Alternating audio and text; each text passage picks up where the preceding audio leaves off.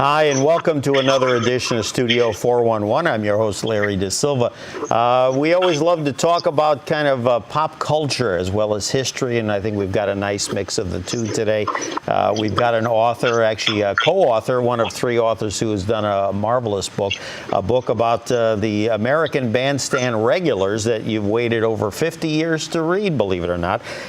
Sharon Sultan Cutler joins us, and we are going to talk a little bit about the book. Bandstand Diaries offers readers a nostalgic walk through those memory-filled days when rock and roll became the soundtrack of a generation, when television was in grainy black and white, believe it or not, back in the late 50s, and when a 45 record cost only 70 cents. It's back to the good old days with a modern interpretation. The book Bandstand Diaries, the Philadelphia years, 1956 to 1963. And joining us via satellite, Sharon Sultan Cutler. Sharon, thanks for joining us. Oh, you're very welcome. I'm excited. Now, tell me, how did the book come about? I know this. I got the impression this was an idea you had for a while, but you had a little bit of interesting story about trying to convince all the participants to be involved. So how'd the book come about? Exactly. Well, I always wondered whatever happened to the regulars, because I remember, like so many of us, we ran home from school to watch the show. And I especially liked Arlene and Kenny and Bob and Justine. We knew that these kids, these teenagers, by their first names. So thank goodness for social media. Through somebody, I met Arlene, and I called her on the phone and said to her, you know, would you like to do a book? And she was very negative at first, and I found out why, because for the last 55 years, all the regulars were promised movies, TV shows, plays, you name it. So they got a lot of promises from people all over the country. So then Arlene said, okay. So once you convinced her, it took a little bit of time to convince her, but that's a good thing. And I'm sure over the years that with all these, we'll call them false promises, she probably figured, well, this will never see the light of day until she met you. And I know when you came to me and said, hey, I've got a book I want to talk about. Believe me, you talk to this lady for a few minutes, and you know she's all business. But it's fun business. I was so grateful that I met Arlene. And it was interesting because she said, I'll help you, but I won't promote the book until I have it in my hands. So I don't really want to acknowledge it too much because, you know, the proof is in the finished product. Exactly. So, yeah. And now then, how did Ray Smith come on board? Ray had interviewed Arlene 40 years in 1997 or 1996, and for a book called Dick Clark's American Bandstand. It was mostly a picture book. They found out that 40 years earlier, they had been in the same homeroom at John Bartram High School in Philadelphia, and they never knew each other because she was Sullivan and he was Smith. And they found out, you know, when he interviewed her for that book. So she wanted the comfort of having her friend, who is an accomplished writer and someone she adores. She wanted him to be part of it. And I said, let's go for it, you know. And he's a doll. And he's really a nice guy. And Ray, of course, wound up getting into the business himself, working for the NBC and the Today Show. So obviously, he's got a fair amount of media background. There was a picture in the book. I'll have to see if I can pull it up at some point, but where they literally are in the shot, and they are like on these kind of bleacher stands that Bandstand used to use, even in the later Bandstand seasons. But it's funny how they are literally like almost like two rows from each other, diagonally off to the left. And I'm saying these people, it's like being in high school. You're like at an assembly, and you could be seated like 2 rows behind somebody, and yet you have no knowledge of who they are. And here they are all these years later, when he did the book you mentioned with Dick. They wind up, oh my God, you were on that show too, so it's great. Right. And now you just, so that the viewers know, you were a viewer as a young girl yourself. So really, you were not one of the Bandstand regulars, but you were someone that was obviously an avid viewer back in those days, and continued on as the years went on. Right. I was 10 years old. I watched it in my den on Long Island. I danced with my basement doorknob. People either danced with their doorknobs, their banisters, the refrigerator doors, and sometimes they were lucky enough to have a friend to dance with. But we danced along with the regulars. I was going to say, how about a broom or a broom? You always see in movies where people are dancing with like an imaginary partner with a broom or some sort of sweeping material. Now it would be a Swiffer, but not in those days there were no Swiffers. Oh my goodness. Now tell me, Arlene unfortunately was not able to join us, so I'll refer those questions that I was going to ask of Arlene. How did Arlene, at what point or what age did she get involved with Bandstand? She got involved at 13 or 14. You had to be 14 to 18 tops to be on the show, but most people lied about their ages. And she had met Justine at a party, and Justine said, "I'll get you into American Bandstand," and Arlene really wanted to go because her mother watched the show, and she wanted to get her mother's attention.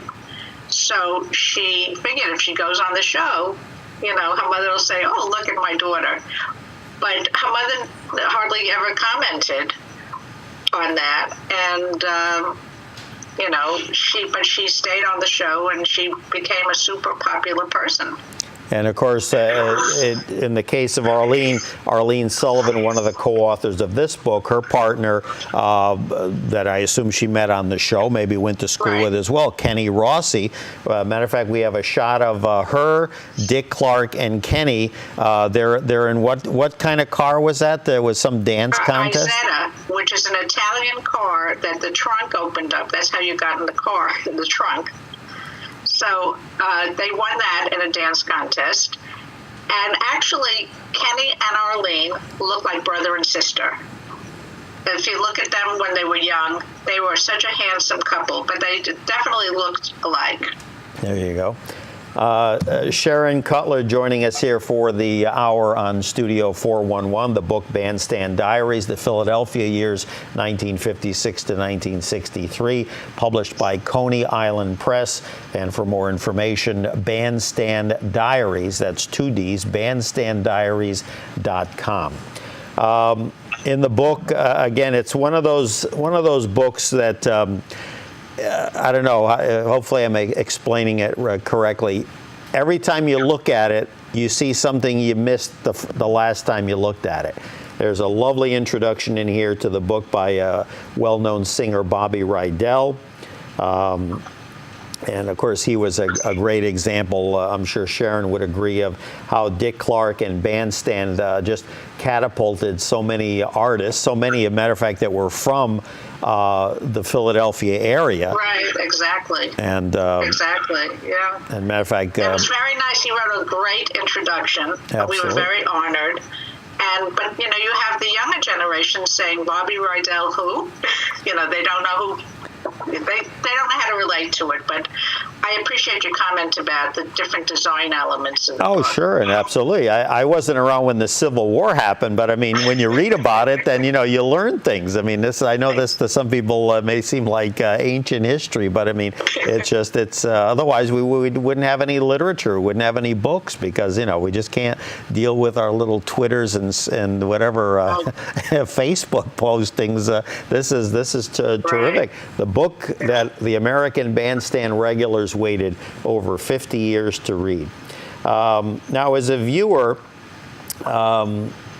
you were obviously in Long Island, so when you first saw the show, I assume that's when it went network to ABC. Right, it was 57. And prior to that, obviously, I doubt you were able to pick up the local Philly station, because at one point it was hosted by a gentleman named Bob Horn before Dick Clark took over. So you had never seen it until Dick was hosting the show. No, I heard about the show, and I heard about this thing called rock and roll, and everything just clicked. I loved the music. I loved to watch the kids dancing. You get mesmerized by it. I mean, they became America's first reality stars. People were obsessed with the regulars. They loved them. And in those days, another thing your book cleared up for me was that in the beginning, the show was actually on for way more than an hour. It was on for what, over 2 hours, 5 days a week. Right. And there were times when they had to let kids go out and put in new kids. It was different times for different areas of the country. Gotcha. Yes. We have a shot, and maybe you can illuminate me on this. We have a shot of, I guess it was like kind of a membership or a ticket that that you would have to have in order to get on the show.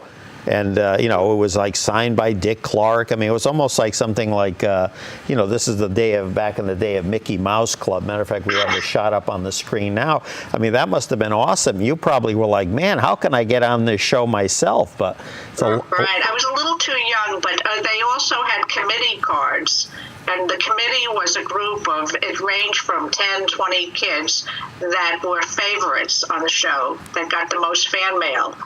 And the committee members would get in usually first, because the lineup, there were so many hundreds of kids would come every day to 46th and Market Street, and they couldn't always get in.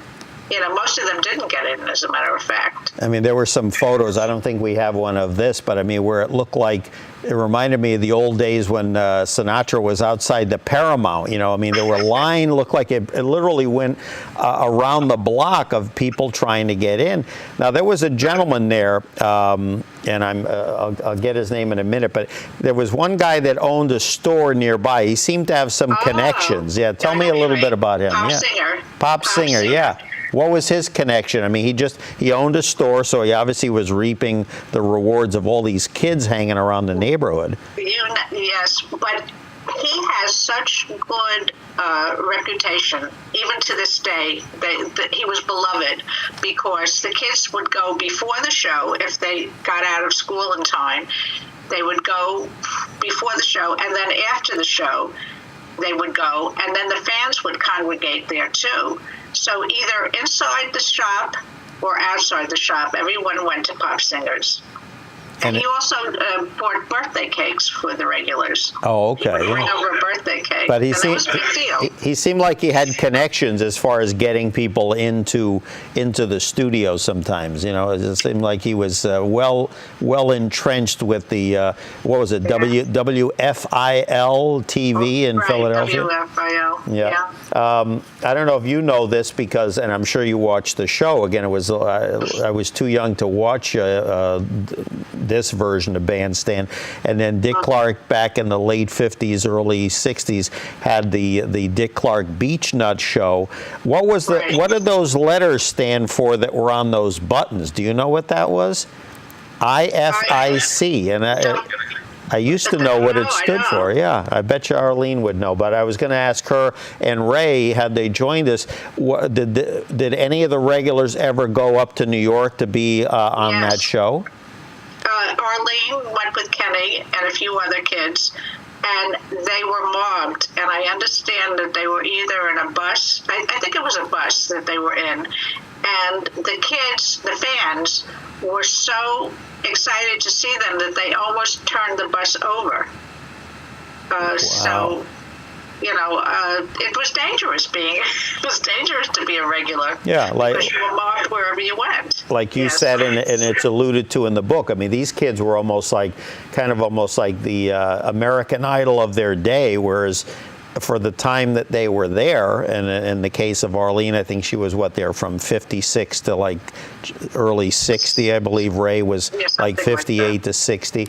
I know there was a couple of people, as I looked in the book, that there was one young woman, I think she was there for like 5 years. I mean, so she must have lied to get in and then stayed there and lied to get out again. I'm trying to remember who the kid was, the teenager. Yeah. I'm sure there were more than one. It might have been Donna Fusaro, who came in early, and she celebrated her Sweet 16 twice there. Okay. So she got 2 cakes from Pops, 2 cakes. I guess. My goodness. Sharon, Sultan, Cutler joining us for the hour here on Studio 411. The book Bandstand Diaries, the Philadelphia years, 1956 to 1963. Of course, for those of you who remember, Bandstand, of course, continued on until about 1989, but from early 64, when Dick took the show from Philadelphia to Los Angeles, and then at that point, instead of a 5-day-a-week show, it was only on once a week. But again, it must have been something to race home from school every day if you didn't have something else going on, to be able to curl up and watch this. And as I said, the later show just pales in comparison to be able to sit there for an hour and a half, 2 hours, depending on the day. I know at one point Johnny Carson had a game show that was interspersed in the middle of it, which is kind of bizarre in itself. But but yes. ABC did the thing. Obviously, Arlene could probably shed a little better light on this, but Dick Clark, of course, then took the show to Los Angeles for many reasons. I mean, by then, videotape. Yes, I agree. There's a dog. That's my dog. Seconding the comment I made. At that point, there was videotape, so Dick was able to tape multiple shows in advance, and then he, of course, had other things going on.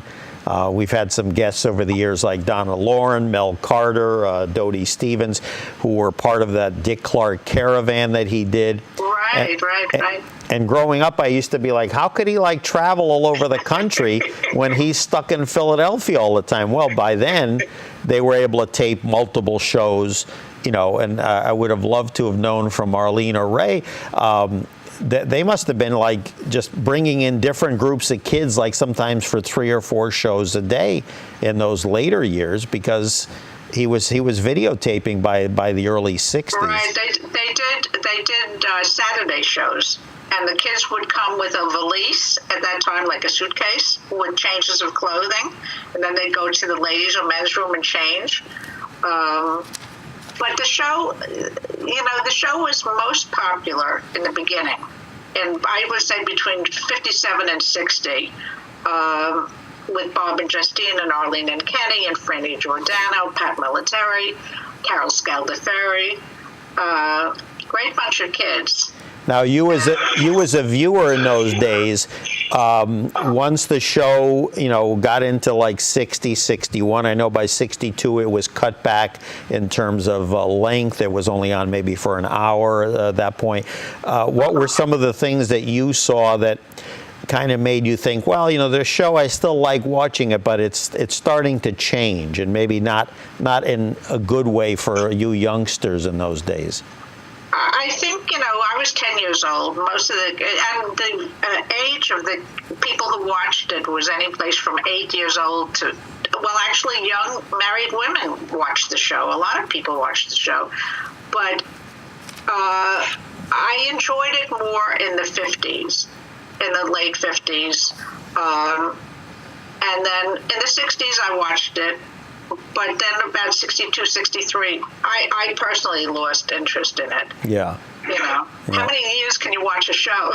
Really? Well, and to think, that it was on all, every day. And I mean, even when he did the Beach Nut show on Saturday nights, I took a look at that in doing my research, and I was just blown away. I think during the 2.5 to 3 seasons that was on the air, every Saturday night was a new show. There was hardly ever a repeat. And I'm thinking he was doing probably 45 to 50 shows a year just of that show on top of the other ones that he was doing. So he was a very busy guy. He was very busy. And then evenings after the ABC show, the daytime show, he would go to sock hops, dances, and he would be the DJ or the host at them. So he was constantly busy. I think that's why probably he was married 3 times. Yeah. Well, I didn't want to say that, but since you did, it's okay. No, I was going to say, yeah, he certainly didn't take a lot of breath, but I also heard that by the time the show left Philadelphia, that he was already a millionaire a few times over. So he was certainly He owned a lot of record companies, record pressing, and all kinds of things associated. I think he even managed some singers and groups. And also, he had his hand in a lot of things. Oh yeah, and then when he started doing the Dick Clark Caravan of Stars. Again, I'm sure that he was being the lead promoter there. I'm sure he was reaping some good profits off of that as well. So yeah, he did okay. We shouldn't worry about it. I was telling the crew. I was telling the crew before we went on the air. I believe it was in 2017. I assume his widow, Carrie, if I have the name correctly. Just sold the company in 2017 to some outfit out of Japan for $2 billion. So, I was amazed when I heard $2 billion. Yeah. That's a lot of money to with all the work he did. So somewhere up there, Dick is like you was probably saying no, it should have been $3 billion. But I think we'd all give a little for that. Let me tell you.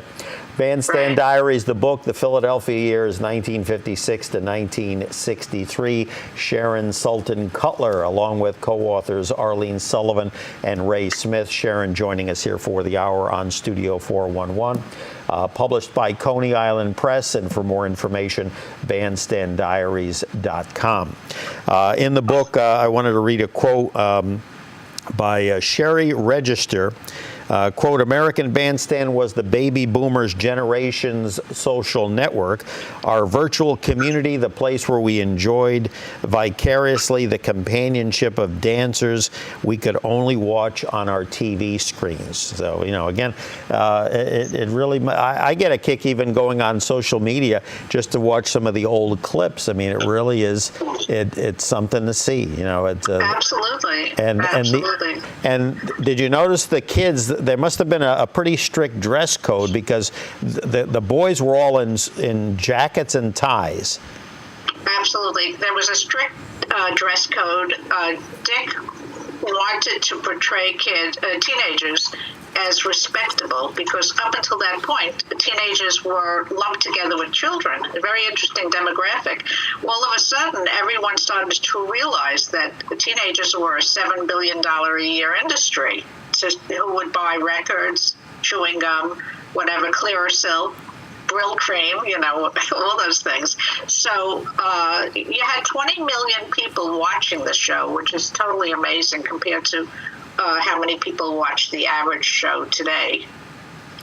When you were growing up on Long Island, you mentioned about rock and roll being kind of a new thing to you. I mean, you, like myself, growing up in lower part of Connecticut, we were fortunate enough to be exposed to, of course, the New York City influences. But what was the first, personality or record that you remember as a kid, buying?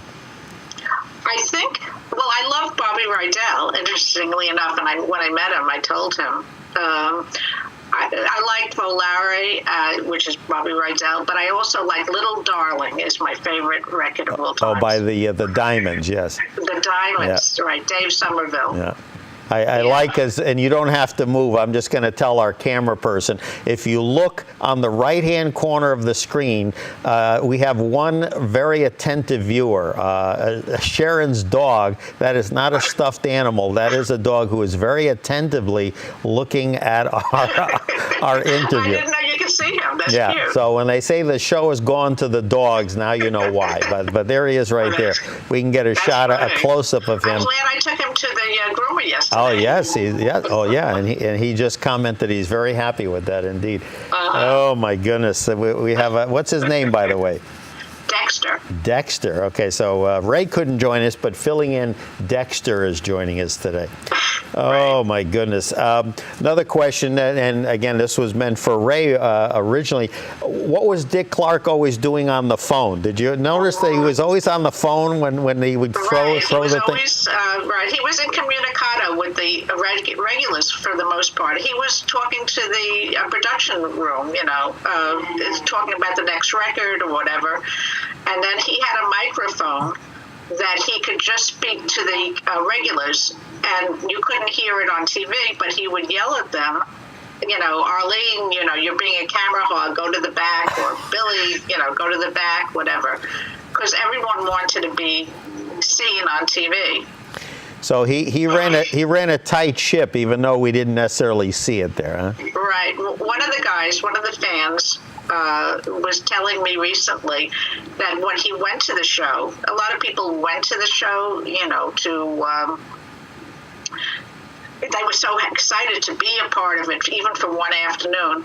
And he said when he saw Dick Clark come in, he was like a little orange man. He had heavy face makeup on. And Ray describes him as he looked like an accountant with his luggage, with his attaché case, walking in very professionally. Actually, we have a promo shot. Can we bring that up? It's the network promo of Dick Clark. Do we have that? Because if you look at that was back in the 50s. Yeah, Dick does look like kind of a certified public accountant. There he is. You see that? That was one of the promos on the network there. That's pretty good. Yeah. Right. Let me tell you, he was the world's oldest teenager. He was I think what, 27 when he took over that show. Right. And he was something else there. So anyway, and at least we know. And actually, I watched one clip recently where, while they were going to the dancers, Dick actually got up and he actually got in the line of the camera. He was walking somewhere across the stage, and it was just like I said, "Isn't that Dick Clark?" Of course, who would notice that? Now I could back it up and watch it and see that it was him. Yeah. Amazing. Now Arlene stayed in touch with Dick Clark throughout the years. Again, obviously. I know from other folks that I've had the privilege to talk to or read about, he was very kind to all these regulars throughout the years. Right. They would speak to him, and he had a few reunions, and they met during the years. So he kept in touch, if they got in touch with him. But like Arlene said, every time she spoke to him, he was lovely to her. And we have a shot of Arlene and Dick from probably about 20 years ago. Again, one of the many times that they got together on the show. So, or there you go. Yeah. So that was probably from probably back in the 80s. One of the many times that they had reunions and different. Sometimes they would even have people go on some of these talk shows where they would surprise Dick and bring out some of their other regulars. A few of them, Eddie Kelly, and I'm trying to think who else. A few of them were on Oprah, Yvette Jimenez, and a few others. And they were on, Justine Corelli and Myrna Horowitz were on a game show. Now, and who was it? Was it Justine and her partner? Didn't somebody even cut a record? Bob and Justine did a record together. Yeah. He tried Hollywood. He went out there and tried to be an actor, but I think he said he was too short and not as talented as he could have been. Yeah. But it was sad because I called him the week before our book launch in Philadelphia at the studio, and he said he couldn't make it. And then 2 days after the book launch, on November 6th, he passed away. So he never got a chance to see the book. Oh, he did not. I hear it. No. He had a nice spread in it. A lot of pictures of him and Justine. And sad. Now, when you were watching the show or even doing your research for the book, I'm sure that stirred up a lot of positive memories. Tell me some of the acts that you saw. I mean, maybe even on the old Beach Nut Saturday night show, but sticking with the Philadelphia one, were there ones that stood out to you more than others? Well, as I said, I loved Bobby Rydell. I loved Jan and Dean. They were sometimes on the show. It was everybody. Everybody who was anybody went on the show. Either they got famous from the show, or they were famous and he got them to come, but they all lip synced. They didn't even sing on the show. I don't even think they sang on the Saturday Night Beach Club's, show. I saw a few clips where they did, but again, in those days. But what was interesting, you mentioned Paul Anka, was one where Paul came out, and because the lights obviously were up, as soon as the girls in the audience saw who was coming out on stage, Dick was talking, and they let out this loud roar because they knew it was Paul Anka. I mean, Paul was all like, see, Dexter even likes Paul Anka, see? Oh, gosh. I think Dexter's hungry. Nothing I can do now, Dexter. Mommy's on TV. Dexter, are you hungry?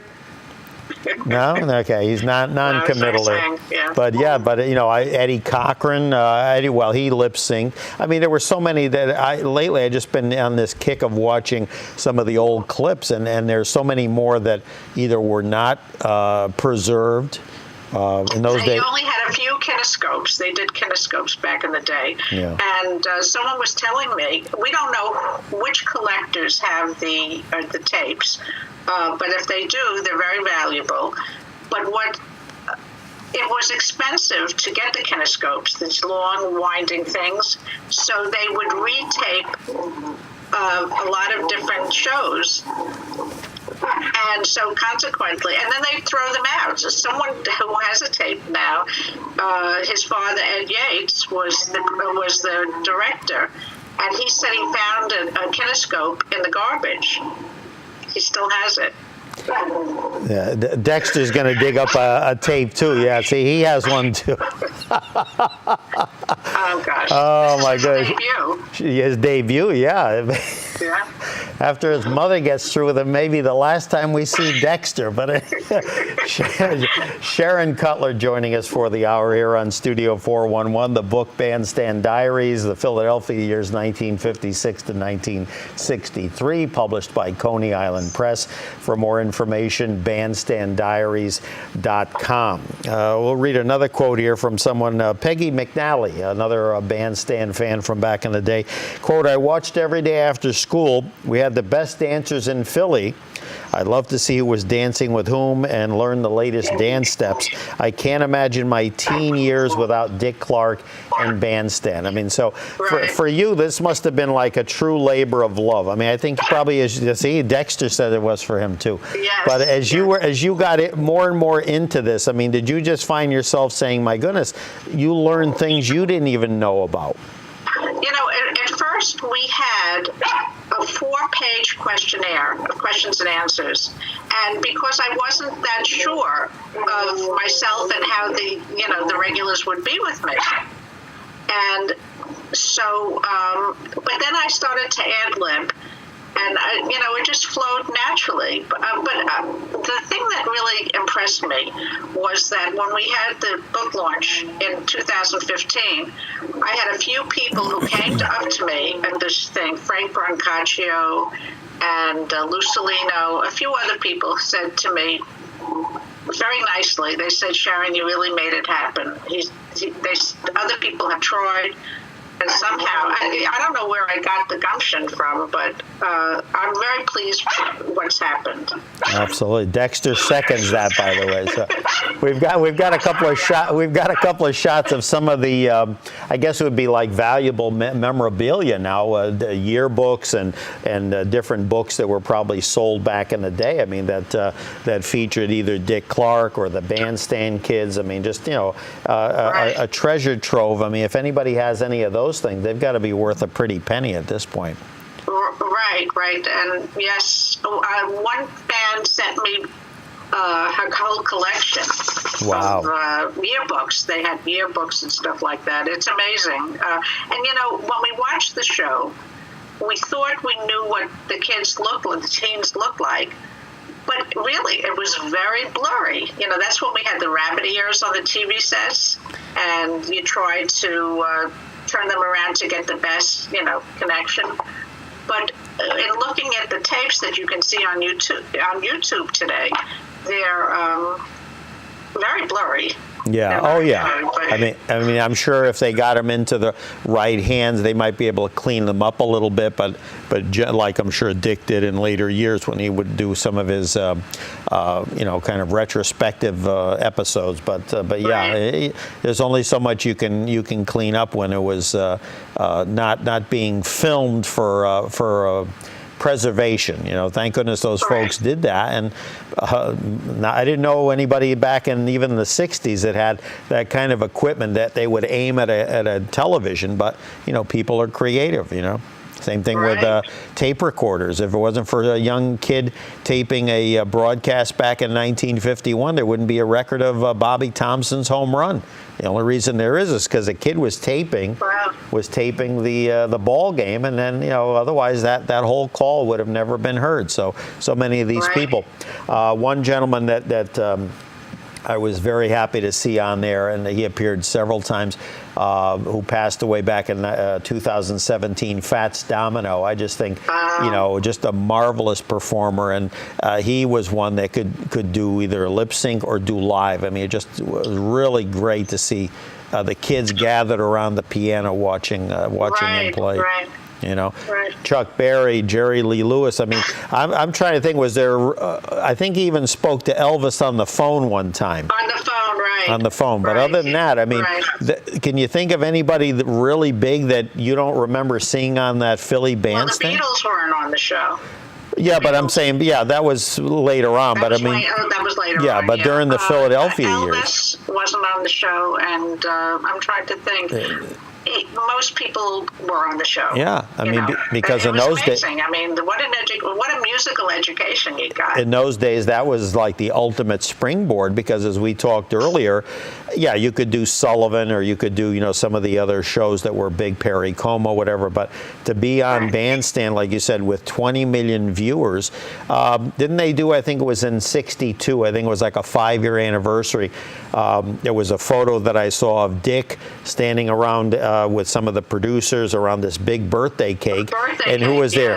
Dion, Neil Sedaka, Bobby Rydell, possibly Frankie Avalon, Paul Anka. And they're still singing, and they're still doing oldie shows. I wish we had them, in my neck of the woods. Oh, yeah. Again, you're not in Long Island now. You're out of the Chicago area, but tell Bobby, hey, come on down. Matter of fact, he was down here in Connecticut not long ago, and now I heard he's got an autobiography that he's. Yes, I bought that. Yeah, I'm hoping to see if he might be able to twist his arm a little bit. I'll get Dexter to make a phone call after the show.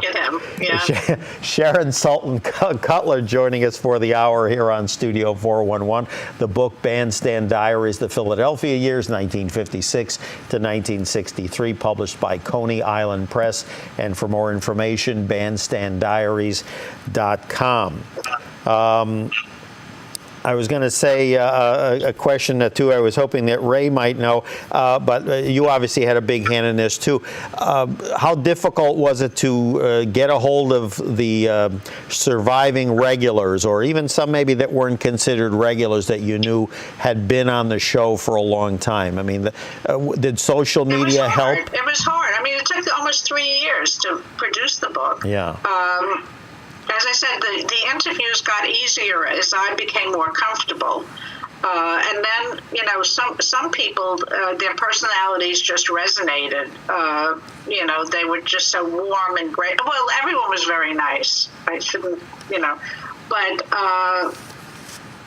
I think that, during the whole process, I think that a number of them probably wondered, will this thing pan out? Will this thing happen? Oh, you mean the book? The book.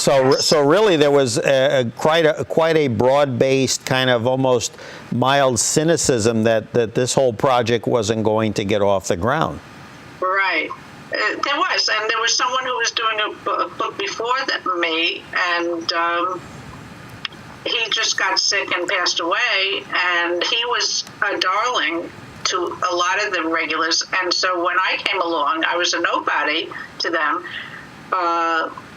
He used to give them gifts. He did a lot of nice things for people, And so some people just didn't want to be in the limelight. Like Franny Giordano, I'm in contact with one of her brothers, and she was a doll. Everyone loved Franny, but she wants no part of the show.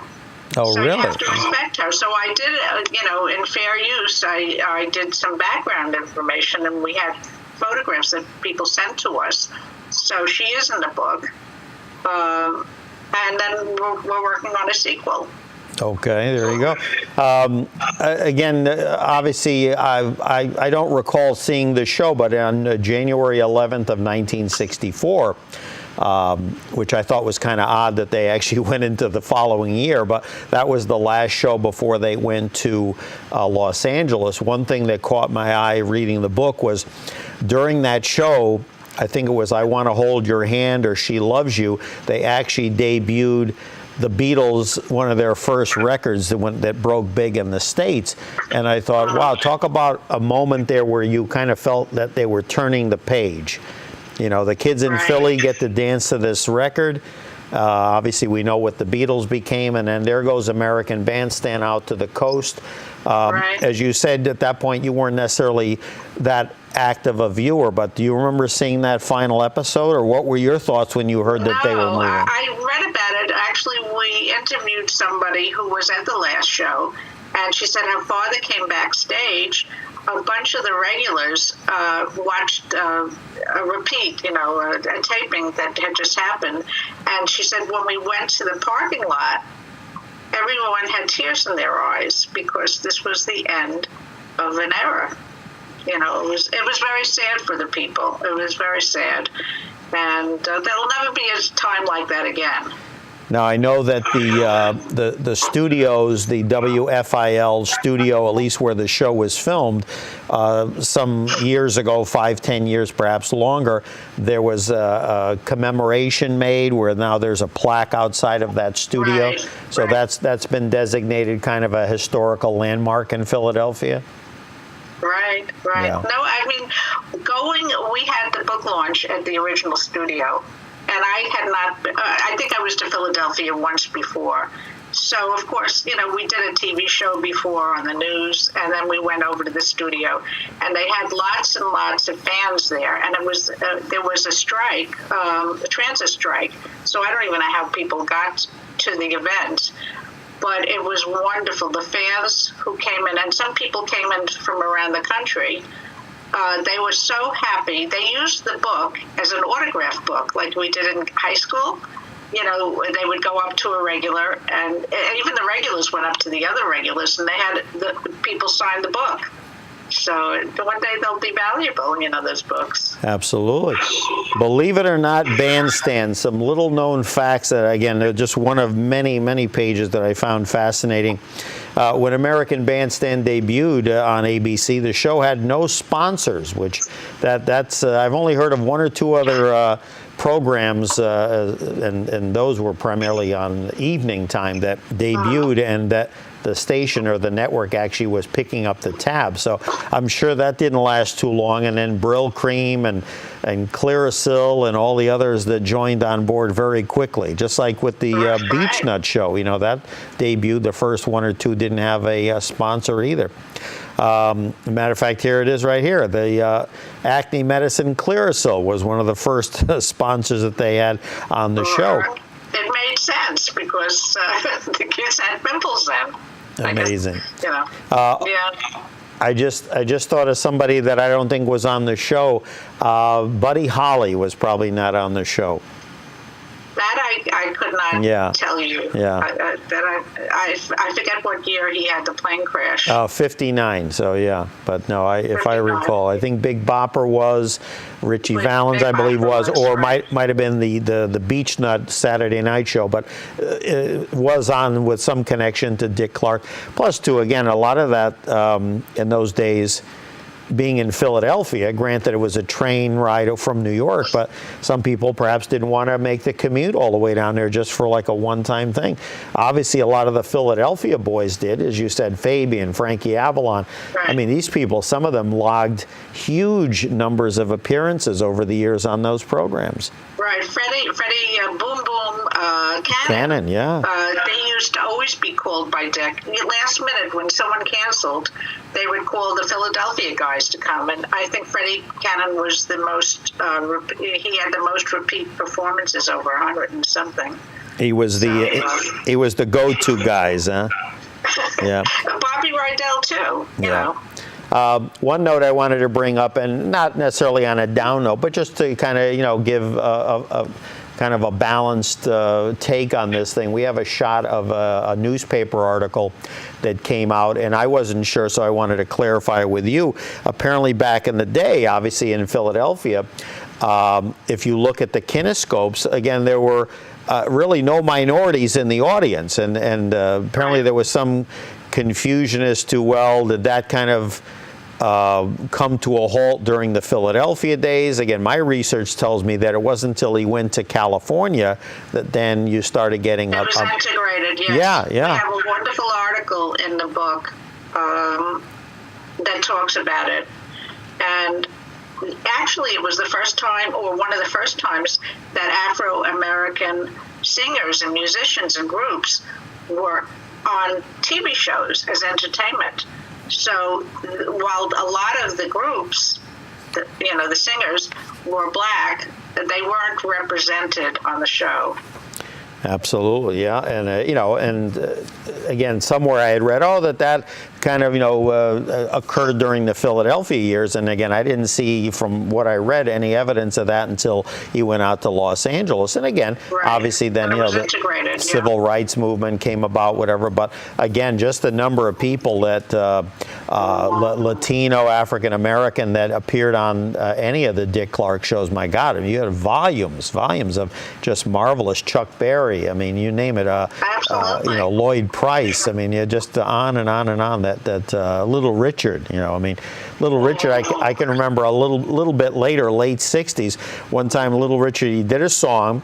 He had this grand piano on the stage. He lip synced, of course, and then he interviewed with Dick, and then he came back and then he did one of the rare times that I can remember as a kid growing up, where he did a song where he did it live, and at the end of the record, he is jumping on this grand piano. I mean, as only Little Richard can, and that was something to see. And again, because there are people even today that say, hey, when someone does it live, that's where you cut to the chase. That's how you know someone is talented or is not talented, because that's you can't hide behind who was it that I was reading about recently? Shelley Fabre. You remember the song Johnny Angel? Oh, sure. She told a story about how she would go to do personal appearances, and she never considered herself a singer, but back in the day they wanted her to sing, because she was on the old Donna Reed show, you recall, and the record stuck. She was like, she had to repeat herself? Repeat it, just it never changed. So then they faded it out. She went off stage. She came back a few minutes later. She said she tried it again, and the record skipped again, and not skipped to where it jumped. No, it just Johnny, and that's all it did. And it was like very embarrassing. Another one I thought of that was not on the show for a couple of reasons. Ricky Nelson, I don't believe ever appeared on Bandstand, but he was doing his dad's show, so I think he had other things going on. So, Sharon Sultan Cutler joining us here for the remainder of this hour on Studio 411. The book Bandstand Diaries, The Philadelphia Years, 1956 to 1963, published by Coney Island Press. And for more information, bandstanddiaries.com. Now, it's good to something you said a little while ago. You guys are planning, I assume, with Arlene and Ray, a sequel. Tell me a little, without giving too much away. What can we look forward to? Perhaps another appearance, maybe with the other two guys. Yes, that would be great. What are you going to do now?